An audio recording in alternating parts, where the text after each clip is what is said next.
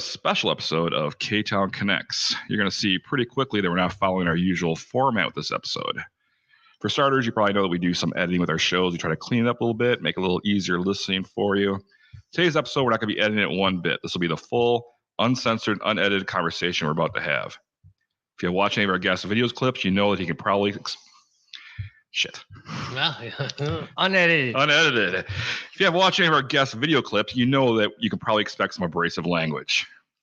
Kevin Glowicki is the owner and operator of Never Stop Media. His mission is to bring the uncensored and raw truth to the people, to tell stories that the mainstream media glosses over or completely ignores, to bring light and expose corruption and real stories through investigative journalism. Never Stop Media has recently made the news when they were mentioned by name in a press release by the Kenosha Police Department on April 7th. The KPD gave Kevin a nice plug with their post announcing his theory that a fourth shooting victim was involved on the night of the Kyle Rittenhouse incident on August 25th, 2020. They call Glowicki's theories factually inaccurate and suggestive. This was a perfect world we could trust our government to always tell us the truth. But anyone with a shred of historical knowledge knows that our own government has lied to the people more times than we can count. Are we saying that the KPD is lying in this incident? No. Are we saying that Glowicki is lying or incorrect with his theory? No. The fact is that Donnie and myself, just like you, our listener, we're not 100% confident of the truth. We can't be.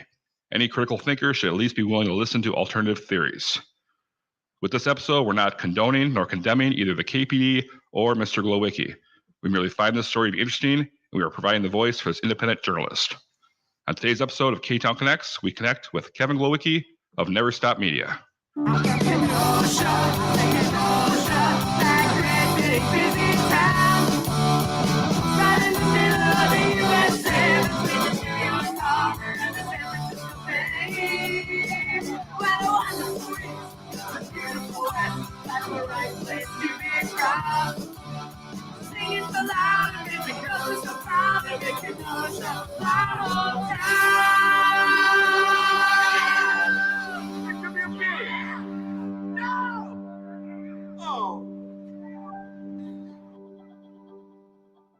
All right. Well, hey, this is a special episode of the K-Town Connects podcast. I'm one of your hosts, Donnie, with... I'm Jason. Great intro, by the way, Jason. Oh, thank you. Fantastic. We are recording at Luigi's Pizza Kitchen, as we always do. We're going to be pretty much sponsor free, so let's give ourselves a little plug here. Find K-Town Connects podcast on Facebook, Instagram, Twitter, and YouTube. Hit that subscribe button and drop us a review and tell all your friends about the hottest podcast in town, and that's the K-Town Connects podcast. Be sure to visit our website at ktownconnects.com for more great info on our podcast. And drop us a line at ktownconnects@yahoo.com. That's right. Got any hate mail? We don't need that. We only got a few. Oh, we got that one. Well, if we get something for this, that would be fantastic. We love getting hate mail. We really do. And don't forget, you can also be a subscriber to our Patreon account. You get episodes early, cutting room floor material, bonus material, our special show. It is what it is. And you can find that at patreon.com/ktownconnects.com or patreon.com/ktownconnects.com. That's right. And we have or is it patreon.com/ktownconnects? That's what it is. Patreon.com/ktownconnects. He thought he was dealing with professionals here.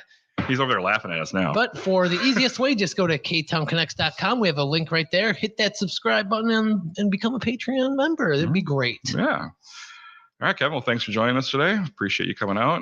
Yeah, pleasure being here. We're going to get to the juicy stuff and the main reason why we have you here soon enough. But first, we're going to get to know you a little bit and how you arrived at this point in your life. So how did you first get interested in media and journalism? I mean, I've been writing pretty much all my life. As a kid, writing stupid horror stories and, whatever. So writing has always been a part of my life. And then, kind of just investigating different things. A lot of people don't know I worked for a PI company in Illinois. That's where I'm originally from. So like, they don't really know the investigative background that I do have. Did loss prevention for various retail stores, busting shoplifters. Cool. I've had to work with different law enforcement agencies with some of the people that we apprehended doing that. How long did you do that for? I did the loss prevention for probably about 7 years, and working with the PI company I did for a couple of years. So, and that's everything from doing surveillance outside of apartment places, background checks, serving subpoenas, tailing people, different things like that. So you got to have some juicy stories. You got to have something good for us. Give us one of the craziest ones. One of the craziest ones. We had to serve a subpoena on a Chicago cop. He was going through a divorce trial. The cop was an absolute lunatic. It was one of the most bizarre situations because when we walked up, there was 6 of us.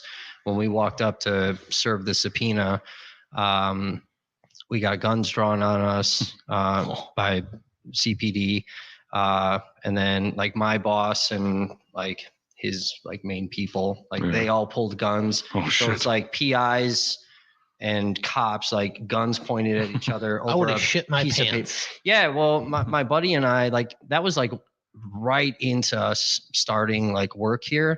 So like we weren't armed or anything. We were just there, as extra bodies basically. But yeah, I was like looking at him. I'm like, fuck, bro. I quit. Do we really want to do this? Like, this is the craziest shit. But yeah, that was that was a pretty intense thing. But I mean, PI work is like 8 hours of boring for 8 seconds of like pure adrenaline rush. So I can imagine a stakeout would be boring as hell. Sit out there waiting for someone to leave the house. Yeah. So who are some of your early influences in the media? I don't know. I just remember like that old school like way of doing journalism where or just media in general, right? Where like we'd see the press like out in the middle of the shit. You know what I mean? Like if you were in a situation like today with the protests and riots and stuff, like mainstream media would be right in there, like they didn't care. Yeah. Right? Going to Afghanistan type stuff where they're running around with soldiers and just true investigative stuff. There's one gentleman, I forgot his name now, but the one gentleman that like broke out like all the CIA nonsense with bringing drugs into the country, and there's a movie made about him, but he ended up dying, some weird death, mysterious circumstances kind of thing. So yeah, stuff like that. Big inspiration with like the Boston Globe releasing like that big story about all the priests, and so like real stuff like that is what kind of put me into this investigative world of journalism, like really understanding the truth. But I've always kind of been like that growing up. So all right, so have you had any experience? We already got to that one. Yeah, I guess so. All right, so what has inspired you to start Never Stop Media? You want the real story? Yeah, of course we do. So the real story, Never Stop, actually came about during my divorce. So I mean, I've been very open about it. I was kind of a piece of shit husband. We've all been there, done that. Yeah, it's never fun, especially if you are the bad guy. But yeah, I just I obviously wasn't a good person back then. I wasn't a very good husband, and kind of going through that whole process made me understand and value the things that I should have valued, from the beginning. So I spent a lot more time with my son, focused on memories and, getting out and exploring and things like that. So we started documenting like fishing trips. He believes in Bigfoot, so like we hunt for Bigfoot, all that. And her attorney kept telling me I couldn't document my time with my son, and kept telling me I had to stop. And I kept saying, well, I'm never going to stop. Like I'm a father. This is my son. Yeah. And I started this fishing company, and my son was a part of it. I'm sponsored by different fishing, hiking, backpacking companies, whatever. My son got sponsored. He had his own apparel line, his own fishing rod line. all types of stuff. And, again, they kept telling me, you can't do this. You have to stop. So I just kept saying, well, I'm never going to stop. Like, why would I not try to create a better future for my son, Yeah. And we ended up getting into court. I got like a 20 or 25 page motion sent to me claiming likeness and misappropriation. So they were trying to argue business law in the family court. Wow. And I had to really study constitutional law because I was trying to protect my son's First Amendment right to film and document. Business law, I'm very well versed in. All this stuff. So, but yeah, anyway, so we get to court and I ended up winning that motion, and the commissioner agreed with what I was doing. But we kind of took like all of our videos and transferred them from the fishing company and put it all under Never Stop. Okay. So I was trying to like give all of that way more protection as opposed to just kind of coming after me. Yeah. So then I ended up losing in the divorce trial and I had to shut it all down. I had to pull my son off everything. So now I'm like, great, what do I do with this company? Like, we were starting to get into comics and I was turning my son into a superhero and all this stuff. So I'm like, I don't know what to do with this company. And then I started investigating companies in the fishing industry that were defrauding consumers or saying like, oh, our product is made in the US, when you find out like this fishing hook is actually made in China. Oh, wow. And they just stamped US on there. Buy our product and you support our troops doing that. So finding stuff like that was just absolute bullshit where the general consumer is not going to know, About how long ago was that you started doing that? So I made Never Stop in 2019. Okay. And I don't know, it was probably a few months after when I kind of took it from me and my son to looking into these retail companies. And then like my fishing company started to get attacked because people kept trying to say like, oh, you're just attacking other fishing companies to try to benefit yours. Even though we never investigated any company that sold the same product as me. Well, if you have the truth and you can prove it, then it doesn't really matter. Yeah, right. Right. Exactly. So that was kind of a big deal. So then I'm like, all right, well, I don't want this company getting targeted and hurt. So I shut it down again. I'm like, okay, I have this media company. Like, I don't know what to do with this. And then the Jacob Blake shooting happened. And I'm like, well, I got a media company, so I can legally be out here. Let's go do this. So that's kind of what it's been. And, I thought about changing the name, but it's kind of stuck. Like anyone that sees me, they're like, holy shit, that's Never Stop. Like, this dude truly never stops. So, well, it's a good name. I mean, yeah. Very fitting. Yeah. Yeah. So then what was your major first live stream event that you covered? The first live stream. So this is back when I was still on the wrong side of things. When it came to like, for Never Stop, and like journalism, I guess, it was after George Floyd died. We're here in Kenosha, we obviously had protests coming down the street and, and then we had opportunistic people that were breaking into buildings, looting and, whatever.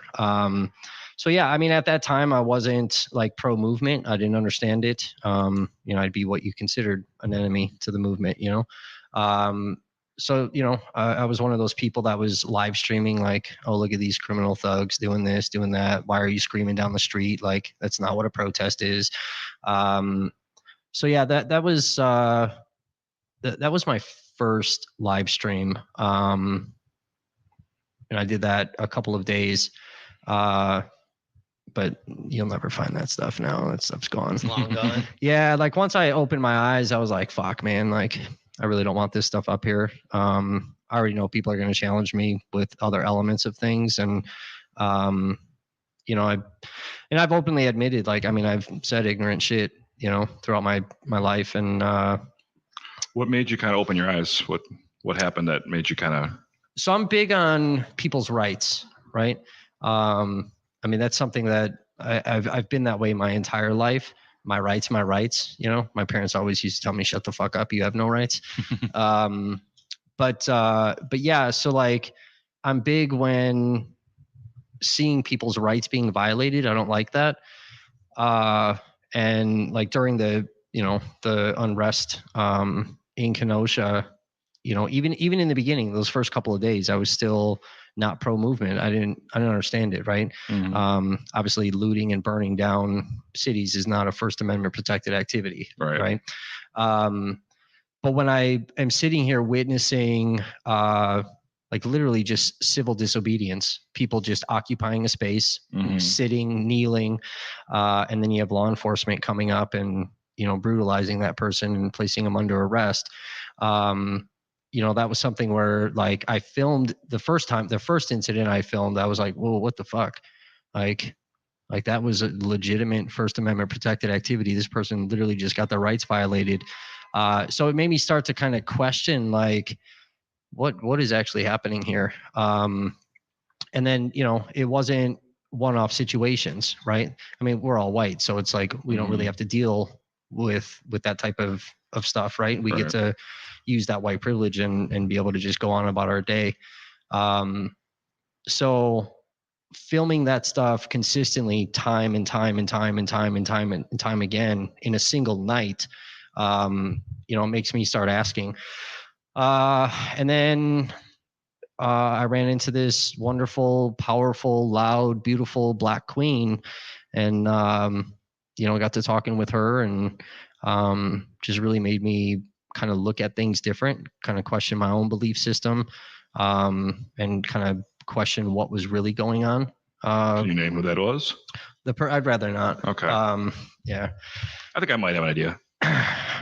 There's been a few. A mutual friend of ours. Maybe. There's been, you know, she started it, and then, you know, and then being able to just be comfortable enough, you know, to ask questions. You know, back when I was still in Kenosha, you know, I used to tell people like, ask me your uncomfortable, ignorant question and I'll go ask it, but you're damn well standing next to me when I do. You know what I mean? Because I don't have a problem asking the uncomfortable question. I don't have a problem asking the ignorant question. Like, I want the answer. You know, I have my own personal journey that I'm going through, you know, as well. And I'd rather be educated to everything than ignorant to stuff. So, well, that's the key, is to grow too. Right. Yeah. Right. Oh. So then, how many live streams have you done? Or events, like, I mean, Shit. God, there's been so many. I've taken a lot down, but I mean, you were out for a few days of the unrest. What? Yeah, so I missed day one,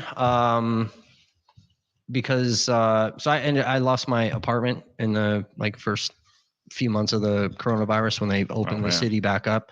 So I was actually homeless. I was living in a hammock for 63 days, kind of stealth camping around Kenosha. Is that what brought up your hammock review on your website? Yeah, that's it kind of took me back to that time. But yeah, so August 23rd, when Jacob Blake got shot, I was already at my little stealth area of where I was staying, and at 12:30 at night I got a phone call and asking if I was okay and if I was safe, and I'm like, yeah, I was sleeping. Like, what do you want? And they're like, Kev, they're burning the city. And I'm like, what are you talking about? So so I googled, you know, black man shot 7 times, and like all of a sudden there's videos everywhere, and you're like, holy fuck. And then I noticed that there's live streams, and I'm like, oh shit, like they're really burning the city down. So that was the 23rd. On the 24th, structure fire night. Like I literally went out as homeless Kevin. Like, fuck, dude, how do I survive in like anarchy? You know what I mean? Like, I'm homeless. I don't get the safety of a roof over my head, and you know, whatever. And then yeah, I was out there the whole rest of the time. There wasn't an event here in Kenosha that I didn't live stream. So the entire unrest I live streamed except for day one. Prayer services I live streamed because I knew some people were scared about going into churches, and I wanted to make sure that people were able to at least experience that type of stuff. Plus it was positive. Because of the coronavirus kind of thing? Yeah. Okay. Yeah. So like when they were doing prayer services in Civic Park, like I'd always go out there to film that and be able to give people that opportunity to at least watch, you know, a service.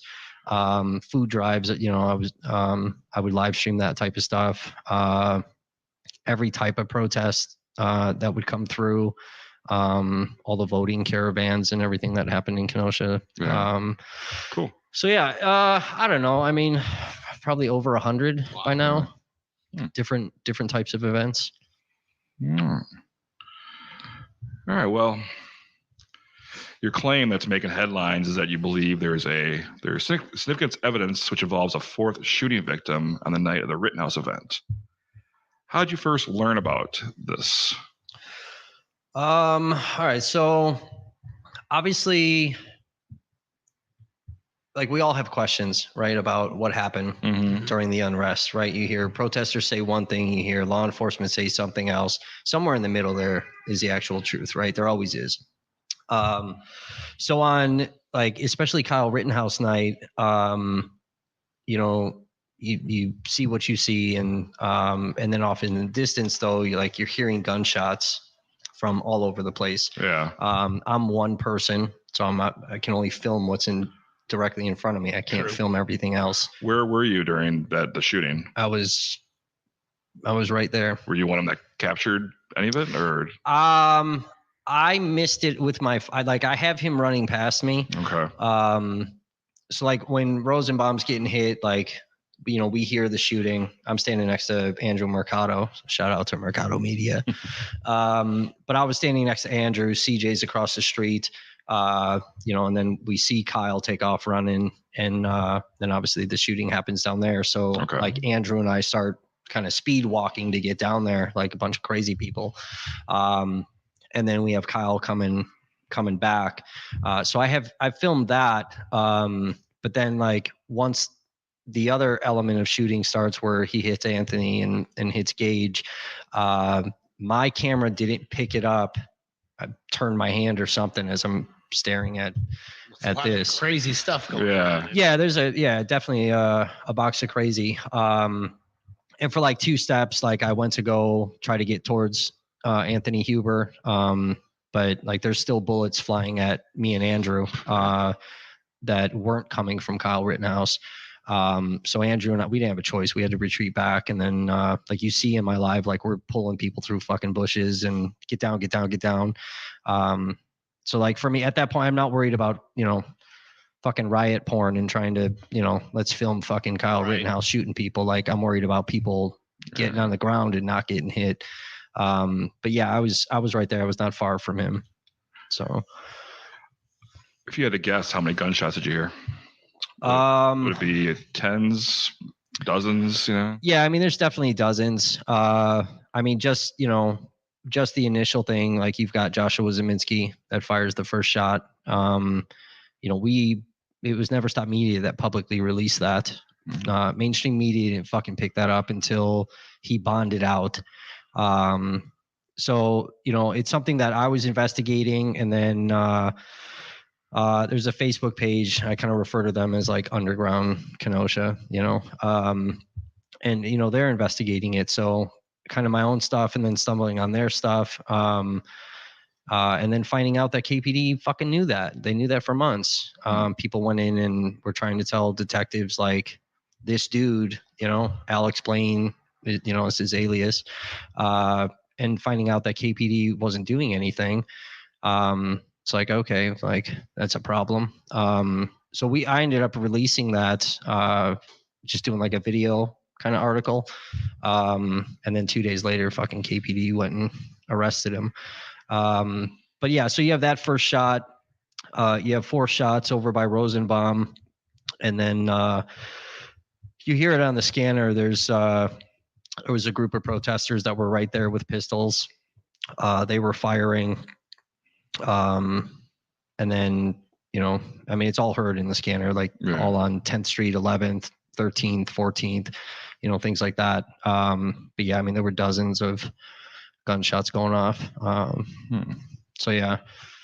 But yeah, so it's like, okay, I have like a million questions, right? Like what the fuck happened? Like I've watched people die right in front of me. But what else happened? There's other gunshots. Who's firing, right? Who's running? and then you have police that are just, doing snatch and grabs and just like weird stuff. Right. Mhm. So I wanted the audio scanner. I figured, KPD's not going to release that, not right now. But there's got to be some crazy person in Kenosha that's like sitting in front of the scanner, right? Like that's what we all do. We sit there, but somebody was like they're just crazy and they just record scanners all day, right? There's always that one person. Especially that week, Yeah, right. Exactly. So yeah, it was. So that was, that's August 25th. I released it. I released a scanner. I think it was like September 18th. So like 3 weeks later, essentially. So I found it a week before I released it. I mean, you hear everything. You hear, it's a 6 hour and 44-minute long, live stream that somebody did. So if you want to like literally listen to curfew discrimination and police violating people's rights, listen to the whole thing. If you just want to listen to what happened as the shooting started, then you go 4 hours and 40 minutes into it and kind of listen to all that. So that's how I came at first with the fourth victim thing. But in the heat of the moment, things can be misconstrued. Even the police on the dispatch can not know what's exactly going on. So then, but you had some additional things you found. Yeah, and if like that's Noslick's bullshit too, where the heat of the moment, there's misinformation. Well, I mean, it's people can call dispatch and say Luigi's on fire right now, and they're reported over the scanner that reports are Luigi's on fire. Sure. And it doesn't mean it's a fact. So. Sure, but then we're to take that if we're going to use that argument, then let's use that same exact argument then when it came to Jacob Blake getting shot, how much bullshit misinformation went from dispatch to the officer, right, to the computer system, and then you have Shesky and the other clowns that show up, and now all of a sudden we got a man shot in the back 7 times. Yeah. So how much misinformation led to that man getting shot in the back, if we're to go with KPD's version of misinformation? But yeah, and obviously, yes, there is, a lot of confusion. But at the same time, listening to that scanner, and this is where, and I've said this a million times in the live, like, I give KPD a lot of credit because like they were not on bullshit. Like they were flying around and they like everything that's on that scanner, they're there. You know what I mean?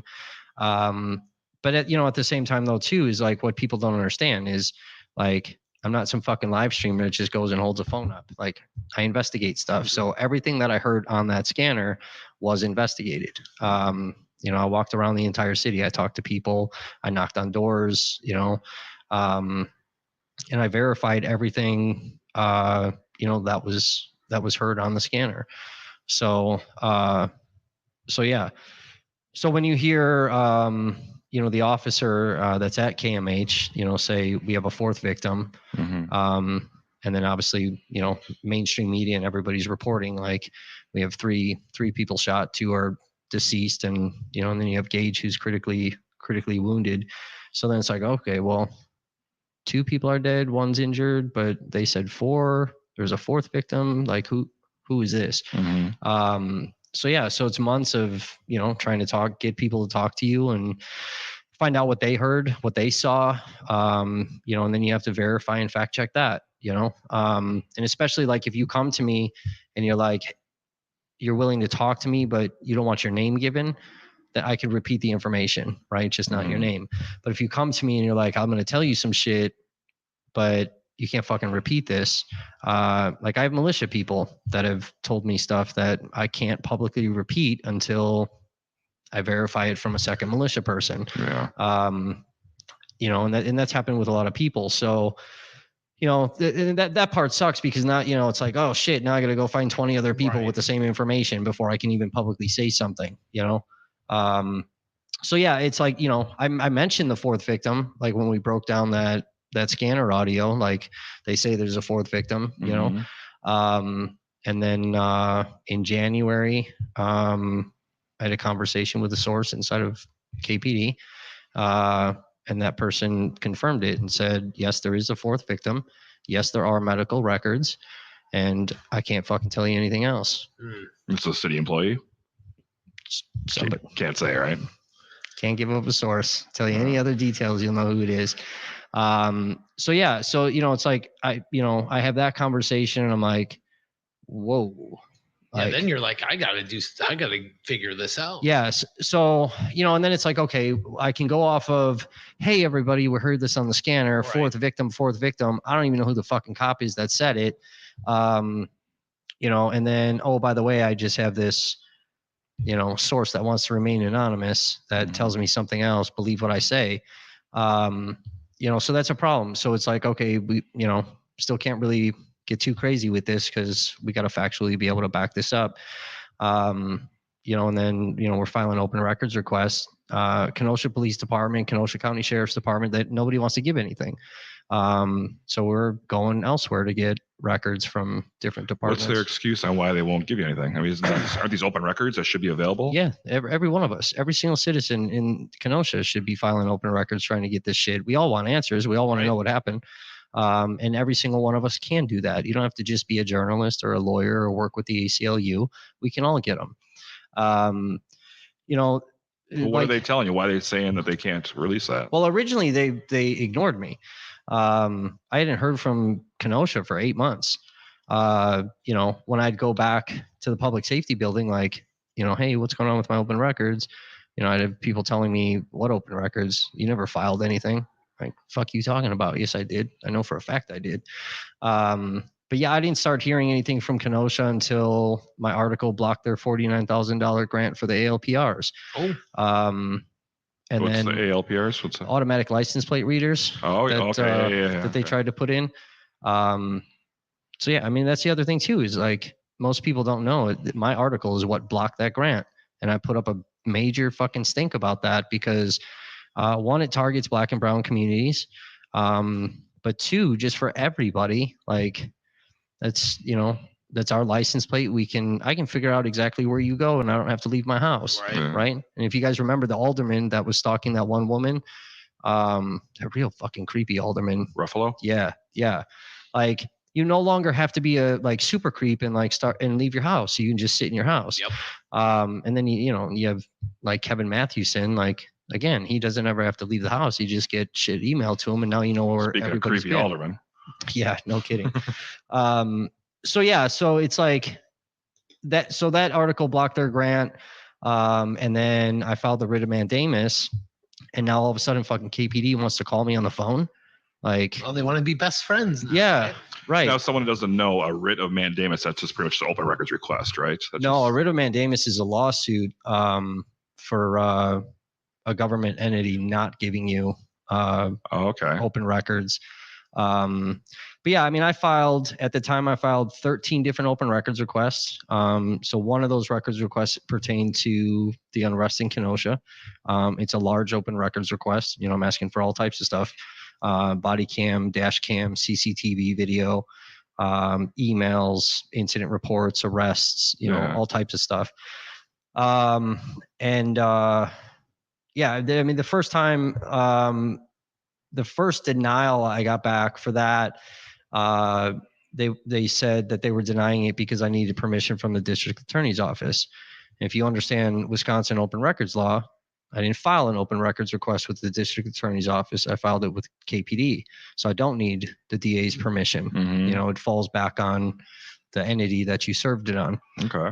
So I refiled it, switched up some wording, and then they denied me for being overly burdensome.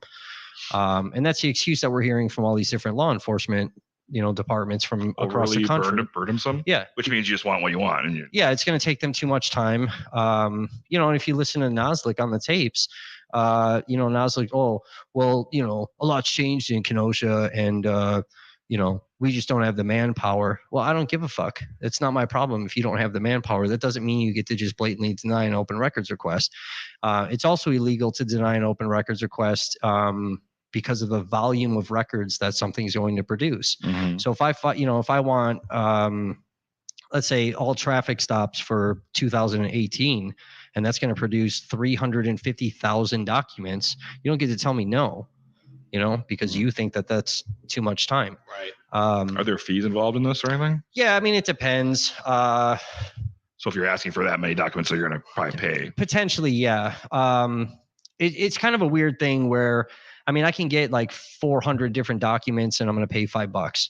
Okay. You know, or like we're going to release 36 hours of video footage from the 23rd, 24th, and 25th that nobody's fucking got yet. So that's coming. Not going to tell you where, but that's coming. Now, is that coming from the city or is that coming from a private source? Can you say No, that it's from the city. Okay. Yeah. Not from KPD though. Okay. But like that's going to cost money. You know what I mean? You know, but then there's other stuff too where like, let's say I file an open records request and I've paid, let's say $100 to get whatever records they sent me. And then you file an open records request essentially for the same shit. You're getting it for free because I've already paid for that work. Okay. So sometimes we luck out for that. What I've seen too is sometimes departments, like if they don't really know you and it's like simple stuff, they'll just send it to you. But then as you like consistently do it, like I've seen that with Mount Pleasant. So the first few open records requests I did with Mount Pleasant, like it was free and shit was emailed. Yeah. Then when they all of a sudden are like, okay, we have a disc sitting here waiting for you. It's $10. It's like, you just want to see my fucking face, bro. Like there's a reason you want me to come in. But then, you know, they do sneaky shit though too, where like they give you a thumb drive or they give you a disc and you plug that in and all of a sudden your computer starts getting weird. You know what I mean? So, you know, that like that stuff happens, but then you have departments that because they don't want you to get stuff, they try to discourage you. And then, you know, all of a sudden you've got a $4,000 records bill. And it's like, this document was supposed to cost $1. Yeah. You're charging me $150 for one single document. Like now you're overly trying to tax, which is also illegal. There's, you know, stipulations on what fees they can charge and all that. So did you have any success getting any records from KPD? KPD won't release anything. Nothing at all. Okay. Right. Like I even tried to get, so like I, you know, just I'll go through a few of them, but like I tried to get Pablo Torres's personnel file. He's a piece of shit cop. I have no problem saying that. He arrested me for curfew. He arrested Katie when she was out here the next night. And Torres grabbed his gun when he told me to go into my bag and get my press credentials. Yeah. I told him exactly what's in the bag and I'm going to walk to the bag. I'm kneeling down. This is what's in all the compartments before I even touch this thing. Like, why are you grabbing your gun, bro? Like, I'm not a threat. You know what I mean? And that gun's coming halfway out of that holster already. And he's killed before. And he's killed before and shot another person. But like the thing with Torres's file is that KPD gave it to Fox 6 years ago. And that's why we know that there's, 200 pages of documentation listing out his excessive use complaints and his inappropriate behavior towards females and whatever. And I was denied that. You can't give one media outlet records and then deny another media outlet the same records. Yeah. It's discriminatory. And that's a lawsuit right there. And then like you said earlier that the work's already done so that shit should be there ready to go. Right. Right. It's done. It's ready. Shouldn't be a problem. Here you go. So yeah. And then even like with the ALPRs. So before we released the article, I filed an open records request with KPD to try to get, email communication between KPD and Vigilant Solutions. Vigilant Solutions is a garbage ass company. They're super sneaky. And it kind of outlines, who they are in the article. Like I can get sued just for saying that they're a bullshit company, because they sue journalists. They don't care. And everything with Vigilant and then law enforcement departments, everything's secretive. Like even if KPD wanted to tell us what the agreement is with Vigilant, they're legally bound that they can't because of the contract with Vigilant Solutions. So, it's like, okay, well, when these government entities have to hide stuff from you, you know what I mean? Like, and then private contractors tell them you can't talk about this. Like that's super sketchy. That's weird. We have a right to know that. Yeah. So trying to get that denied. Chief Morrissey, Chief Morrissey is a known racist. He was very public about his racism, very public about not promoting black and brown officers. And of course we have, Chief Miskinnis, that was deputy chief underneath Morrissey. There's a Hispanic female lieutenant that had to sue for discrimination, and she just won. So we know that there's discrimination going on inside of the police department when it comes to black and brown officers. We know that there's sexual harassment towards female officers. And we know that there's good officers in that department that are trying to speak up and change things and are getting fucked with. And I don't have a problem saying this, but like, the thing is, like, these departments don't know what documents I'm sitting on. You know what I mean? Yeah. Like, you could be a cop and I'm stupid and crazy enough to like expose some shit. So you have a meeting with me and you hand me an internal document, right? And I look at this internal document and I go, holy Christ, like the public needs to see this, right? Like this one document could, land a federal probe into a department. But you're speaking hypothetically. Hypothetically, yeah, okay. right? Yeah. So I'll be clear on that. Yeah. So then it's like, okay, I have this document, but now I got to verify the document. I got to get other records to back this document. There's a lot of stuff I have to do, right? So, we filed open records requests for stuff like that. That's denied. The curfew, I went in the day after I got arrested, and they tell me picked up for curfew on the Monday night? On the 28th. Oh, after that then. Yeah. Okay. Yeah. So, and I think technically it was like the 29th because it was the morning, 1 o'clock in the morning or whatever. But yeah, I went in and, to try to get the actual document to like, okay, press is exempt from this. The city attorney's office and KPD and the people inside the public safety building, there is no documentation to hand you. So all of a sudden a curfew goes away when a federal lawsuit is filed. But then, and 3 weeks after, that curfew bullshit, like all of a sudden now there's paperwork. How come there wasn't paperwork before? There's legal processes that you have to go through. Yeah. So if you claim that this document existed, why can't I file an open records request to get it? But then that's the weird thing too, is that, so they gave the document, right, to the attorneys, right? Eventually, 3 weeks later. Well, where the fuck, I can't get that document? I filed an open records request. Mm-hmm. So why can't I get that? Yeah. You know what I'm saying? Mm-hmm. I can't get my own arrest records. I just heard with Naslik a conversation we had where he's taking a screenshot of me on my buddy Raw Topics platform. He did an interview and he took a fucking screenshot of me and sent it around to the detectives in KPD. So for what? Right? And I filed 3 different open records requests on Kevin Glowicki and Never Stop Media. Denied all 3 of them. So if you're telling me that you can't give records because there's active cases, open investigations, what are you investigating me for? Why are you fucking taking screenshots of me and sending it to detectives? That's super sketchy, right? So a lot of different things. We're investigating the garbage trucks that were on fire. We heard some weird shit about the garbage trucks.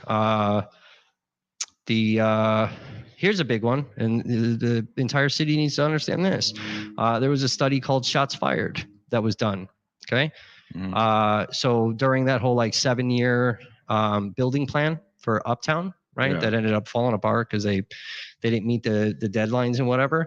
So during all that, there's a study called Shots Fired that was done by people in Carthage College. The DA has that, and so does KPD. Now all of a sudden the city burns to the ground and they don't want Shots Fired released. Why not? And a bunch of us have filed open records requests to get that study. They won't give it to us. And they're claiming that because they're not the people that did it, because we can't file open records requests on Carthage, right? It's a private entity. Okay. But if that document was given to the police department, we have every right to have it. Because now you can't request the department that handled that at Carthage for it? It's a school. The school doesn't have to give us shit. I'd have to sue the school and convince a judge that, why? You know what I mean? What if you asked them nicely? Trust me, there's several of us that have already asked nicely. But Kenosha, the city of Kenosha does not want that document out, that study out. There's a reason for it. I'm not going to publicly talk about that, but there's a reason they don't want that document out. So yeah, I mean, just all types of stuff. The Kenosha Sheriff's Department, we filed open records requests with them. Can't get it. But it's not just me, right? I mean, the ACLU, local as well as national, has filed open records requests with KPD and Kenosha Sheriff's Department. And all declined. Ignored. All the high-profile attorneys, And the funny thing too is another journalist filed a very similar open records request that I did with KPD, and they get a response back of, yeah, we'll give you the records, but it's going to cost you $85 an hour. So why are you charging them money, and you're telling me for two completely different reasons of why you can't give me this stuff? So they're not releasing anything. But then you have all the other departments. Like we just got more U.S. Marshal documents today. And then local departments that are out there, like, why are they all giving shit? Like, yeah, let's talk about that for a bit. 'Cause you did get some cooperation from some other departments. Yeah. The U.S. Marshals and the Waukesha Police Department. Yeah. So, I mean, we've gotten stuff from Mount Pleasant that we haven't released yet. We're getting call sheets. So call sheets is kind of their like radio traffic, but like the shit that we don't hear. Okay. Right. And that tells a lot, right? That's going to kind of tell us what law enforcement did, what they observed from, protesters or rioters. That stuff like answers a lot of questions and also raises even more. So yeah, we've gotten that stuff from various departments. Stuff in like Wauwatosa, we've gotten stuff from like Glendale, Greenfield, Milwaukee, things like that. But yeah, for Kenosha, we got that Waukesha document. Now to get that, was that an open records request? Yeah, that's an open records and request. They complied, no problems. Yeah, right. Okay. So they're like, that's a big thing, right? And they're like I don't care what side you're on, right? What your belief systems are, like just the entire city of Kenosha. Like we need to really start asking ourselves, like, why is KPD and the sheriff's department, why do they not want to release anything? But all the other departments are, even if some of that stuff is like heavily redacted. What's the secrecy? What are we hiding and why? Okay. What do you think they're hiding? I think they're hiding that they were on some bullshit. And we know that, right, from mainstream media filming stuff, from live streamers being out there, protesters live streaming, photographers and whatever. So, I mean, we've seen, like, there's no denying that law enforcement was on some bullshit. There's no denying that, there were rioters as well, But yeah, I think, I think it's an embarrassment to Kenosha, everything that happened. But now, when you were streaming on that night with Rittenhouse and apparently maybe a fourth victim, did you talk to any of the other live streamers? Did they know anything? Corey was down there, CJ, and every other media company. Yeah, they said anything to you? Well, this is not the first time that we've heard like fourth victim. I mean, I've talked to dozens of dozens and dozens of people that either one heard a rumor that there was a fourth victim. There's dozens of people that could swear they saw somebody else get hit and go down. But yeah, it's like, I don't think any of us actually captured on film somebody else getting hit, because obviously there is pandemonium going around. But yeah, I mean, I've heard it from a lot of other people. And when you have, and that's the thing, is like when you have a bunch of people having a very like similar story, then it kind of is like, okay, what the fuck? I mean, it's the same thing like we released early on too with that first night, the second garbage truck that went on fire. That was done by a Wisconsin National Guard member. Oh, really? Yeah. So we released that. And that's the thing too, is like, I mean, for months I heard that, like, oh, National Guard was out here burning shit, right? And you're like, really? Like, I don't know. Like, how are we going to prove that? And I kept hearing it. And it's like, Jesus Christ. And then, I kind of stumbled upon that. And that's the thing too, is like, so obviously when we release that, obviously there's a bunch of pissed off Kenosha people that are like, what the fuck? Wisconsin National Guard is like burning shit down. So, that obviously went to KPD, and then, ATF contacted us, but yeah, it's like, it's not the first time we've heard different things. But getting the Waukesha document where it's like, okay, well, now this is in writing, and you have another police department that's saying there's another person that was shot. You're like, whoa, Like, what the fuck? Like, we heard it. It was verified to me in private, but now I'm staring at a document that says something. And then we already had the U.S. Marshal documents. I already knew I was writing part 2. Nobody knew that, but me. And I released the first article with the Waukesha document because I wanted to see what Kenosha had to say. I knew they were going to fucking respond to that. Mm-hmm. And they did. And I got called and I got my ass chewed out. When is a police department calling a media company yelling at them? Right. Like, don't fucking call me, bro. You're a public information officer. You got a problem. You have your attorney call my attorney. Yep. You know what I mean? Because otherwise you're harassing me and I'll file a restraining order. I don't care. So yeah, we got yelled at and that's the response I wanted. We got their attention. And then I fired right back with the U.S. Marshal document. And if you actually read both of the articles, I really just cited what the document said. You know what I mean? And especially the Fed document. I linked videos and audios and cited what the Fed document said and highlighted a couple of things that were like, okay, Kenosha, what's going on? So after you got these initial reports, did you reach out to the Waukesha Police or U.S. Marshals for any additional information? Yeah, we have stuff pending. Excuse me. We have stuff pending. That's we're still waiting on other response.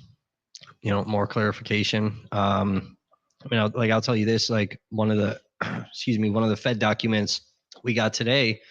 So I'll just tell you guys what I'm about to investigate. One of the Fed documents we got today is that they're claiming, and we obviously saw this, but that the Kenosha Fire Department refused to go to structure fires and put the fire out.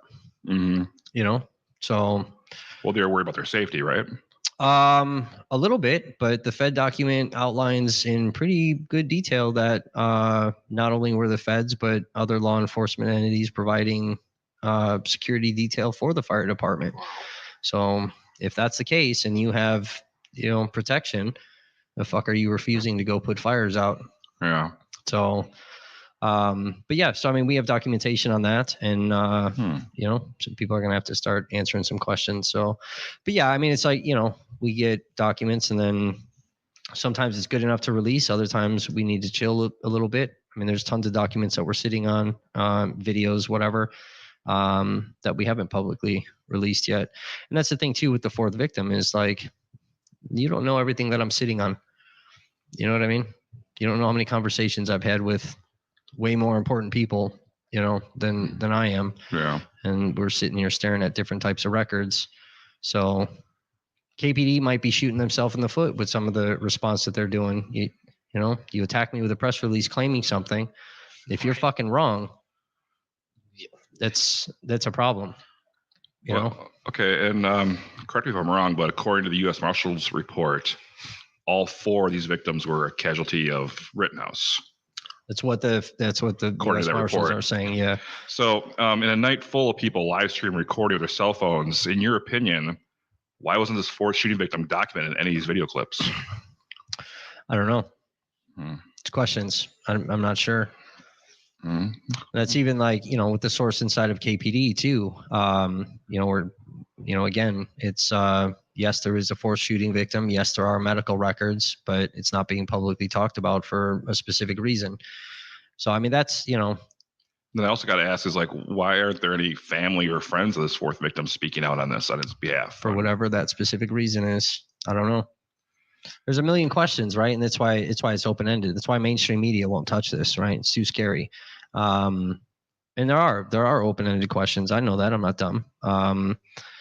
We put it out because, it's not just a, local department that says, hey, and Waukesha's document went out at 11:01 the next morning. Yeah. How the fuck are you still confused? Yeah. You know what I'm saying? The U.S. Marshal document went out at 3:54 a.m. That's hours after the shooting's done. Everybody's done. Everyone left. They're gone. So how the fuck are the U.S. Marshals confused at 3:54 in the morning? And neither department has issued a redaction of that since? Nope. Okay. All right. I can assume you don't know for sure, but hypothetically speaking, What reasons could you imagine why the KPD would be covering a fourth victim? I don't know. I don't even want to speculate. Normally I would, but with their public attack on me, Yeah. I don't want to speculate. I'm already, according to KPD, I'm a conspiracy writer and whatever. And, and that's the thing too, right? So it's like, let's just pretend for a second that I am. What's the problem? Yeah. How many conspiracy theorists are out there writing about Area 51? You know what I'm saying? Like, why are If they got nothing to hide, you shouldn't be a threat at all to them. Right. And realistically speaking, I'm a nobody. Yeah. You know what I mean? I have 2,400 fucking followers on Facebook. Like, I'm nothing. Right. It's a very unprecedented move by a police department to attack an independent journalist. Right. It was a nice free plug for you too. Yeah. Though. Thank you. I'm sure your traffic went up that day, huh? A little bit. Yeah. I got, started the hate mail back up too. Cause I'm, again, in the public eye That means attacking. you've made it when you get hate mail. Yeah. You've made it. Yeah. It's always a good thing. But yeah, in like our world, we call that the invisible tripwire. Right. So we trip their little wire and they need to protect something. And the question is, what do we need to protect? Another thing that Fed document outlined is, the feds are saying that Kenosha is nervous about the identity and connection that Rittenhouse has with law enforcement. Mm-hmm. And then we have redacted lines. Well, what the fuck does that mean? Is that just his little stupid cadet program, or is this something even bigger? Yeah. You know what I mean? Which ties law enforcement with militia, and I mean, there's a lot of things. So I mean, that Fed document outlined a lot of stuff. The Fed document also talks about an ongoing gun battle between militia and protester. I just got that verified by a couple of protesters that engaged in a gun battle with militia. That you mean like a shots fired gun battle? Yeah, like they were shooting at each other. Okay. So, and I heard that story before we even got the U.S. Marshal document. You know what I mean? But it's like, okay, well, like the questions you're asking. Well, fuck, we never heard about that. Militia and protesters actively shooting at each other. Yeah. And then we get the U.S. Marshal document, and it's like, whoa, bro. Like this document's talking about an ongoing gun battle. So, like that's another thing too. Like again, why are the feds saying that this happened? But Kenosha's like, I don't know anything you're talking about. Right, you're a conspiracy theorist. Nothing happened. Right. And with all due respect, like U.S. Marshals, I mean, they're, Has the KPD given you any comment on the Marshals report? I mean, just the, audio recording that we released with Mia Noslik, Yeah.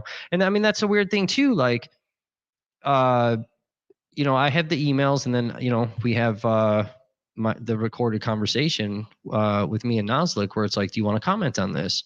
Right. Mm-hmm. The general comment is we have no comment. Yeah. Right. Especially when there's like some really fucked up shit that, especially if something doesn't make a department look good, we don't have a comment. No comment. Right. So you tell me that we have no comment, but then you're going to talk to me commenting for 45 minutes. Make up your mind, bro. Is there no comments, or are you overly commenting to, you know what I mean? What like to hide what? To try to make me sound stupid? Like, I'm not dumb. Keep lying to me. That's fine, because just building your case more. Right, and more. you're gonna look stupid. All right. In your YouTube video, KPD attacks NSM, you claim that the KPD supplied you with a fraudulent document. You don't really give me any details about that. Can you expand on that part? A little bit. I can't go into super detail yet because we're not ready to release it. But what I can say is that, and be careful how I say this.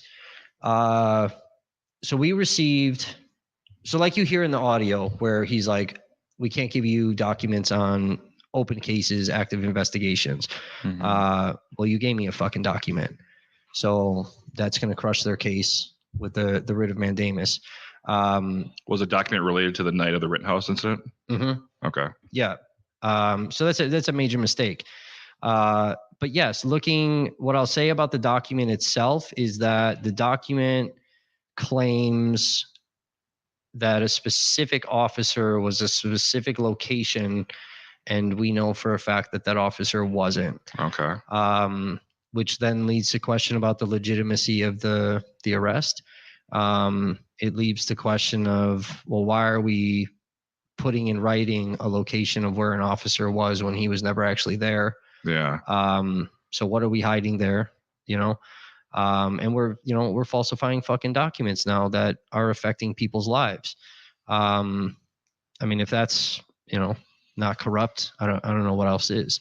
So yeah, it's that part is 100% factual.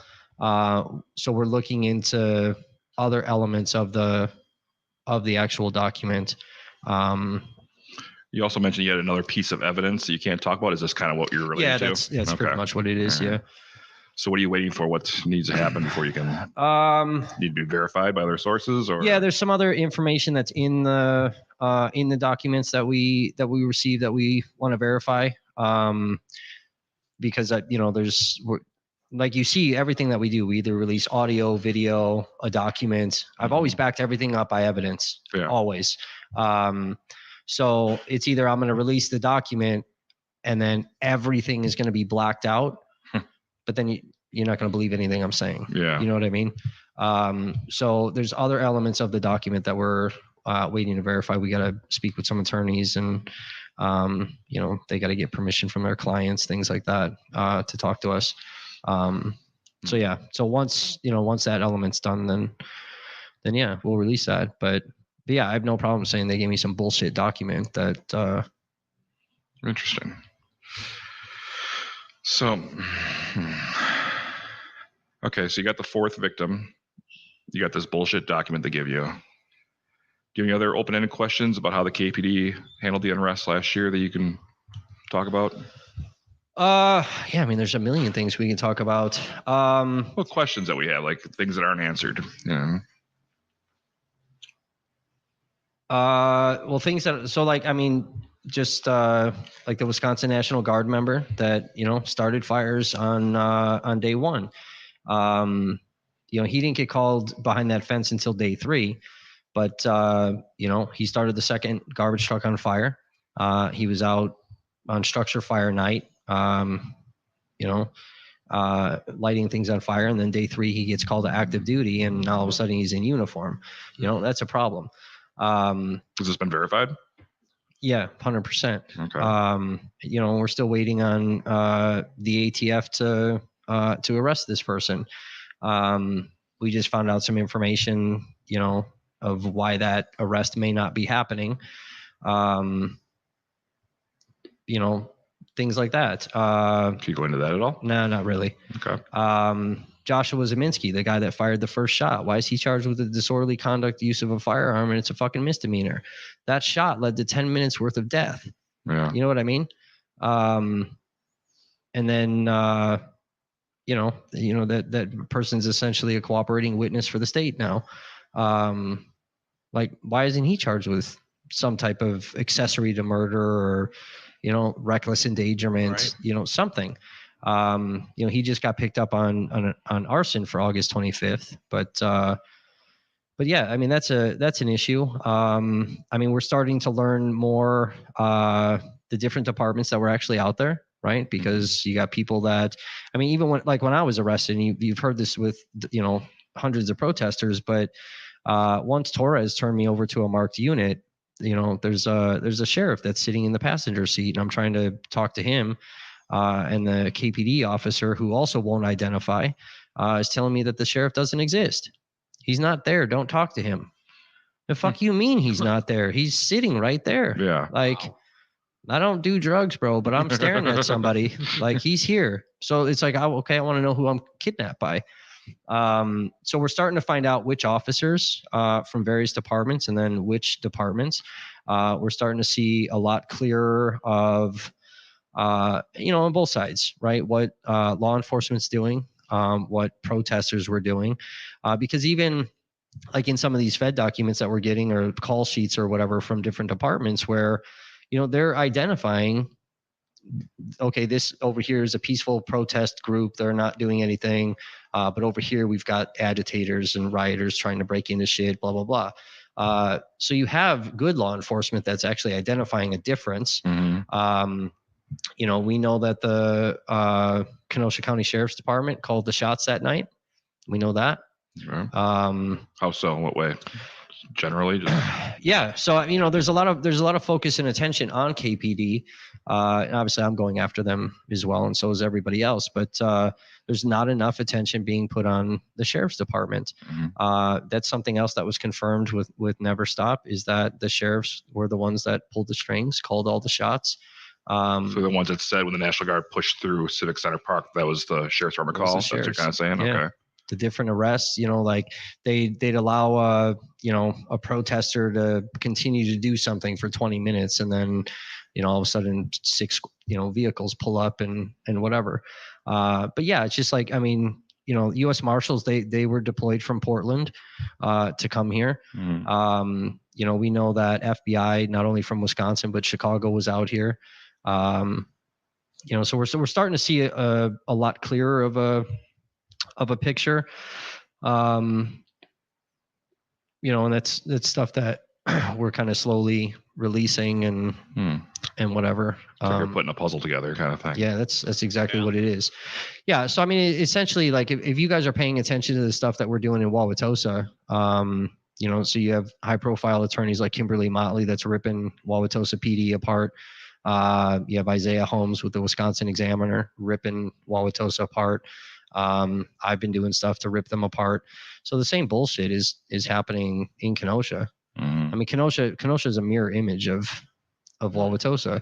If you're paying attention to the stuff out there, then you know exactly what I'm looking at and trying to do here in Kenosha. So. Okay. Now you're a journalist. You're just seeking the truth, and it sounds like you don't really have any answers. You're just kind of like trying to find the truth here. But you got people coming at you. You say you have a target on your back. Well, why do you believe they see you as such a threat? Well, I can see the KPD maybe, but just like the general public, you're getting hate mail. You're getting because I'm talking about shit that you were concerned about even coming here today. Yeah, we talked about that. You expressed your concern. Yeah, I don't come to Kenosha without a vest and without an armed escort. There's a multitude of things, right? So again, kind of going back to like the early days, would be considered an enemy to the movement, because of my belief system. So you kind of go from, and I'm not saying like I'm like Heil fucking Hitler or anything, but I definitely have said some ignorant shit.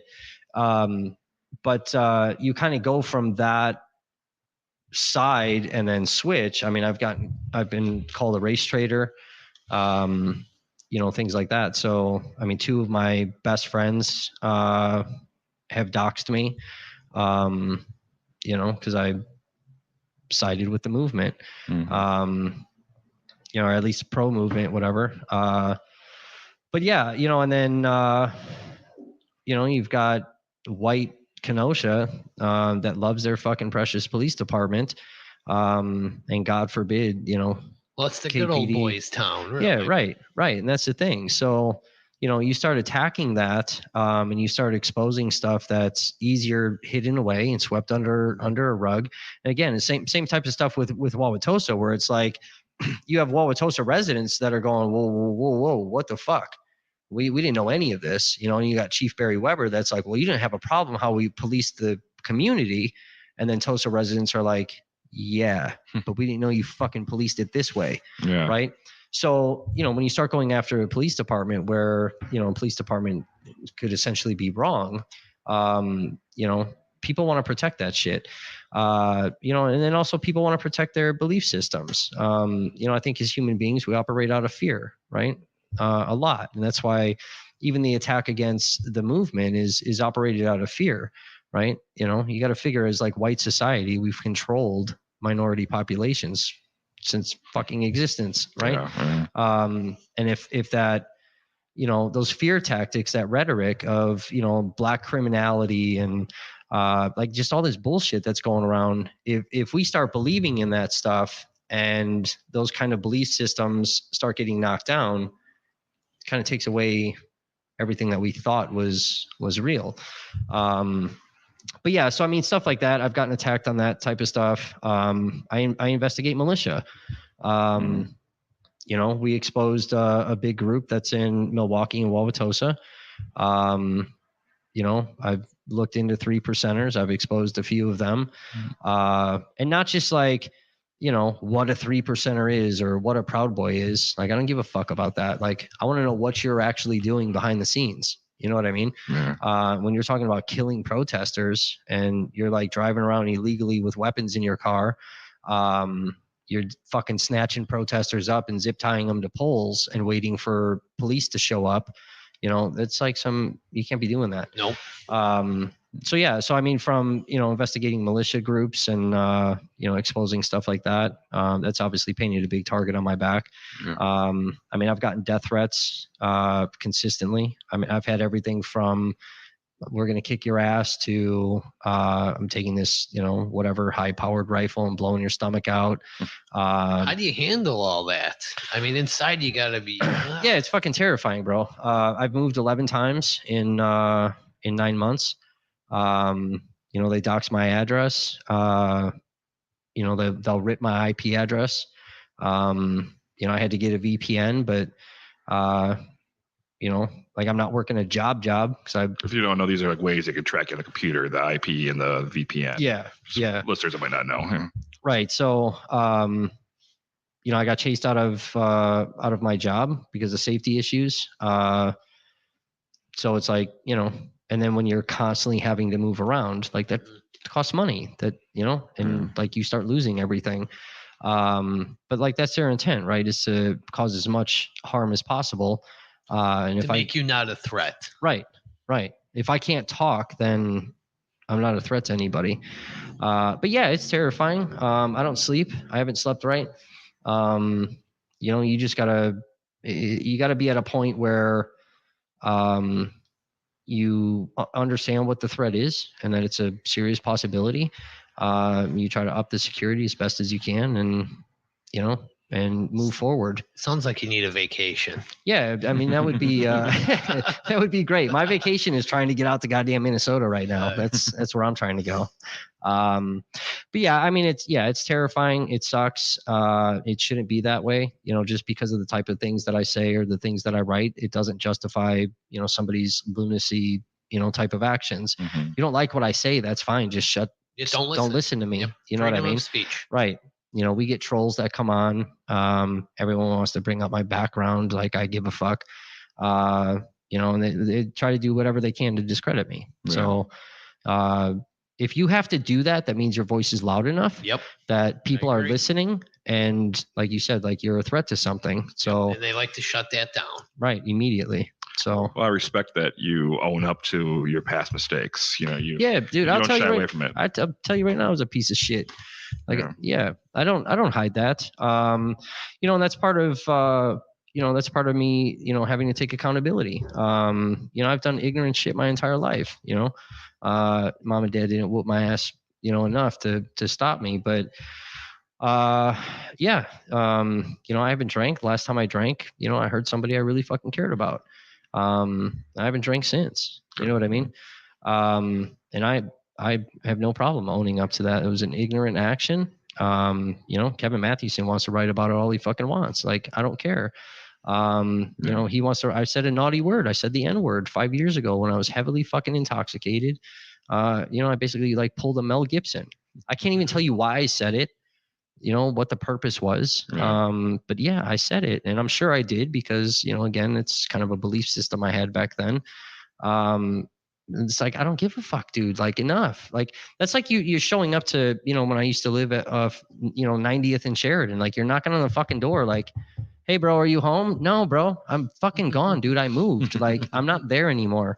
But that's like, we had one of our past guests that said someone trying to blackmail them into doing something, and they just said, fuck it. They went right on and admitted to it right on Facebook. And that's kind of, you own up to your shit, and then they got nothing on you. Right. Yeah. And I've been talking about this since even before Mathewson wrote about me. And that's the thing too, like, and I get it, dude. I have domestic in my background. Like, that's horrible shit, right? As a man touching a woman, it's fucking ignorant. We all get that, and at least we should. I had wonderful people that, kind of were in my corner. I had Judge Wagner that handed me a rope and basically was like, look, stupid, I'm going to give you this rope, and you're either going to hang yourself or you're going to dig yourself out of this fucking massive hole you put yourself in. And I chose to dig myself out. There's people like Marcy Brooks, who's restraining order person in the courthouse and the sexual assault advocate for Kenosha. You know, and I've gotten to work with her. And like Kim Rossi with Circle of Change. So it's like, you know, I've had these wonderful, powerful women that, you know, have actually listened to what I said, been able to recognize that I have complex PTSD, I have codependency disorder. You know, it's not an excuse, but it's reasons behind certain types of behavior. Yeah. You know, a large portion of my life was anger, hate, and violence. I mean, it's all I've ever fucking known. So, you know, I respond aggressively and violently.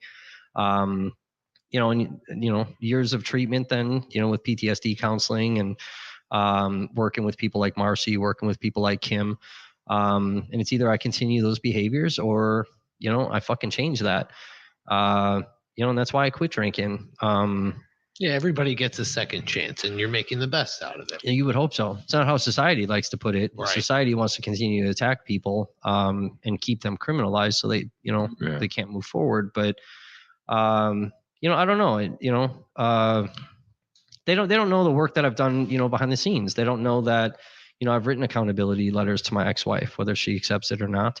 You know, obviously in like those domestic situations, right? Whoever the offender is, whether it's male or female, you know, they sit and lie, right? And they're going to gaslight and they're going to put the blame on the victim. So everybody that I lied to, I wrote accountability letters. You know, I wrote to her parents. I wrote to my parents, my best friends. You know, listen, man, I fucking lied. You know, I said all this time it was her, and it wasn't. It was me. You know, people don't know that shit, and like, fuck them. They don't need to know that, but. You know, I run a support and awareness group for domestic violence, sexual assault. Like, people don't know that shit either. You don't know how many victims I've actually helped around the country, how many offenders I've talked to, how many offenders I've gotten into these domestic violence programs, how many victims just here in Kenosha, where KPD wants to charge the offender, bro, like beat the fuck up type victims, fucked up. And KPD wants to charge them with the disorderly conduct. The fuck is that? So, you know, at least trying to get them in with Marcy where, you know, they can get a 4-year restraining order. And at least in the restraining order, it's tied to a domestic, you know, to help somehow. People don't know that shit. You know what I mean? Like, and they shouldn't, 'cause, you know, like I'm not out here for fucking recognize me, you know, especially with that type of stuff. But I don't have a problem, you know, taking accountability. All right, well, you're kind of all about fact checking. You know, you're not saying there definitely was a fourth victim. You're asking questions. Yeah. And I appreciate that. And I appreciate that you're owning up to this stuff. I respect that. How important is critical thinking in journalism and seeking the truth to you? I think it's extremely important. I think it's important for all of us, right? Where, you know, even when we have these police involved shootings, right? So the police and the media want to criminalize the victim immediately. Whereas if, you know, especially victims that have guns in their hands, and if we are able to use the critical thinking where, you know, let's just stop for a second and let's start looking at the videos, analyzing, you know, especially with like Adam Toledo in Chicago. The kid had his hands up. There's no gun in his hand. He complied with every you know, directive that CPD gave him. But instead of just saying, oh, there's another black person, they had a gun, fuck this person, good for the cop. No, you know, when the gun is not in their hand, when they're laying face down on the ground and the cop comes up and executes them, like, we have to look at that. I'm okay if you have the gun and you shot at the cop, that, bro, that's it. It's done. But once the person is down and the gun is out of their hand, you know what I mean? Even in Mount Pleasant with Tyrese West, that gun was not in that kid's hand when Sergeant Geisey fucking shot him in the back of the head. You know, you need to use those critical thinking skills for that. And as a journalist, it's extremely important because, you know, I may have a bias, right? I'm a human being. I'm going to have a bias towards different things. But when I'm looking at a document, when I'm looking at a video, you know what I mean? I cannot sit there with that bias of, oh, fuck this cop, right? He shot this guy. Yeah. We get sent videos all the time around the country. You know, we were just sent a video of another police involved shooting. And it's like, fuck, man. Like, I don't know. I think the cops got this one right. Yeah. You know what I mean? Right. Like, you can't be actively firing at fucking police officers and not expect to get hit. But yeah, we have to analyze the documents or videos, whatever records we get, whatever we hear from sources. And it's important to dissect all of that. I try not to put weird narratives on stuff. I try not to put spins on stuff. I've noticed that. You're right. You get the point across pretty plainly and simply. Yeah. I mean, it's no secret. Like, and I've been open about this since the beginning. Never Stop Media focuses on civil rights and civil liberties. We focus on police brutality, discrimination, and we investigate corruption within systems. That's what the platform is. So I don't really give a fuck what side you're on. If your rights are getting violated, we're going to be there and we're going to make sure your voice is elevated. And even if I don't like what you're saying, you know what I mean? Like, I get asked the question all the time, what if there was a Nazi out there, saying some blah, blah, blah, and the police wanted to shut him down? Yeah, I'd be right there filming that. Because just because we didn't like what he said doesn't mean that they don't have, the right to say that. But yeah, it's like, that's what the platform is. I don't give a fuck about the coronavirus and covering stories about that. Like, I don't care. I don't care about the presidential election. I don't deal with that type of stuff. You know what I mean? That's for other journalists. Let them do that. I do what I know. For me, it's like, I don't know. I mean, even with like the domestic violence stuff, like, I'm a victim of it too. So it's like, I have this fucked up perspective where, I get to see it from a victim and an offender standpoint. With this, I tried to be a cop. That's the direction I was going, or try to be a lawyer, or you guys will see my lawyer skills on the 23rd. But then, like, I've also fucked up and I've been on the criminal side of things. I've seen the injustice inside of courtrooms. I've had my rights violated by law enforcement, procedural misconduct by judges. I've challenged judges in courts, with their canons, and I've been threatened with contempt. I don't give a fuck. If you're doing something wrong, but it's like, we can't just believe what these government entities are saying. You know what I mean? And I think that's the biggest problem, is that we've bought into this shit for so long that, police departments can do no wrong. Police officers are heroes. Yeah, they should be. Yeah. You know what I mean? People think I hate police, and I don't know how many times I have to say this. I don't hate police. I don't like bad police. Yeah, right. Yep. You know what I mean? Because the bad police are putting our good officers in danger.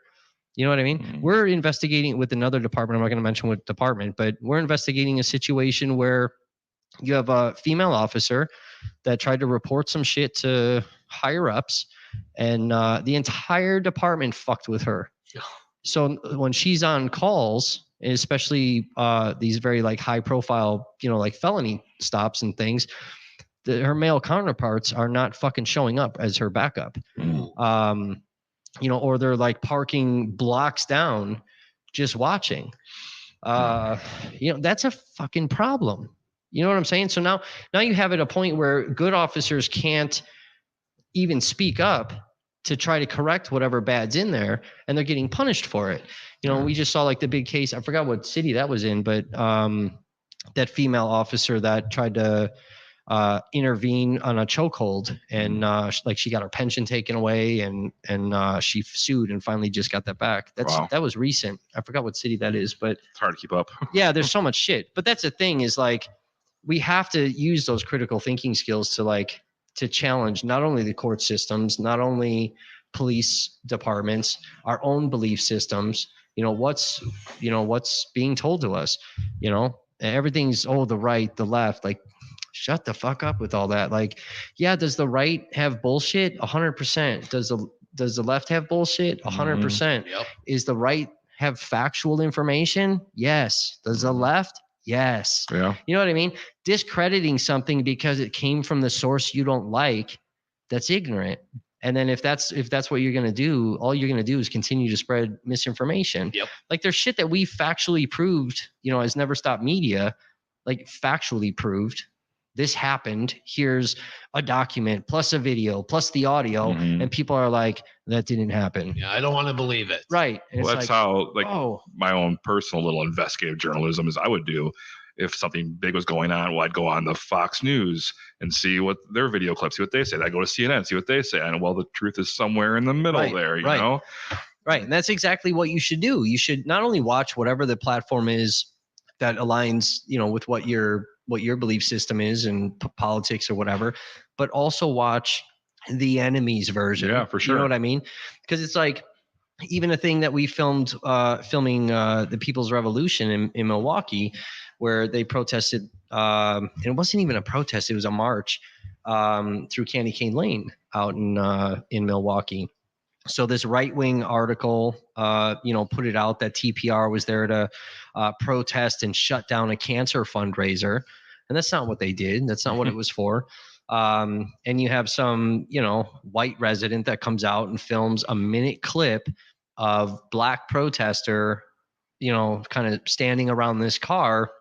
And the narrative that got put out was that look at all these black BLM thugs terrorizing people and surrounding this car, preventing this car from safely leaving the neighborhood. Yeah. So, but then you attached my video, you dumb fuck, to your article that still nobody cares. Like that video got over 100,000 views. I filmed that same situation from the other side of the car, and it was two black parents and black children in the back seat, and the black children were dancing, right? The family was live streaming their own shit, and the black protester, right, is chanting "Black Children Matter" as the black children are fucking like, bro, get the narrative right. Yep. You know what I mean? And if you're stupid enough to put my video with your clip and write something, but it's like it could be that blatant, but people don't want to see that because they don't want to believe that that's what actually happened. I mean, there's things people tell me where I'm like, fuck, bro. Like, yeah, I wish that wasn't the truth, but I mean, that's the truth. It is what it is, you know? I mean, there's stuff, I don't know. I mean, it's unpopular opinion, but I mean, there's stuff that militia people say that I'm like, I get it, bro. Yeah. Fucking all about that. I agree with what you said. They can make some points, yeah. 100%, you know?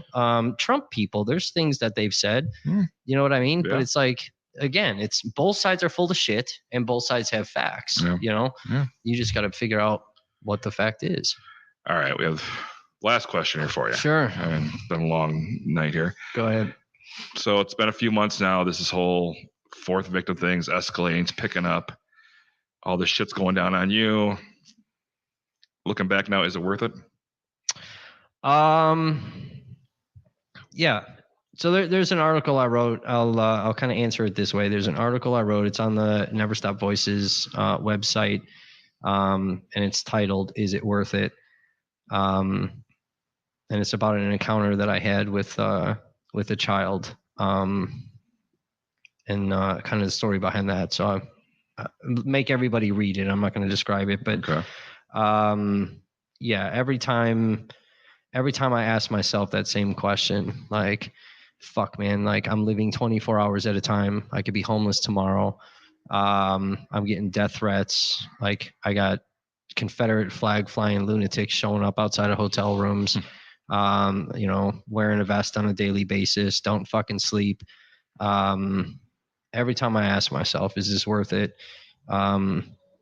I think back to that encounter with that little boy.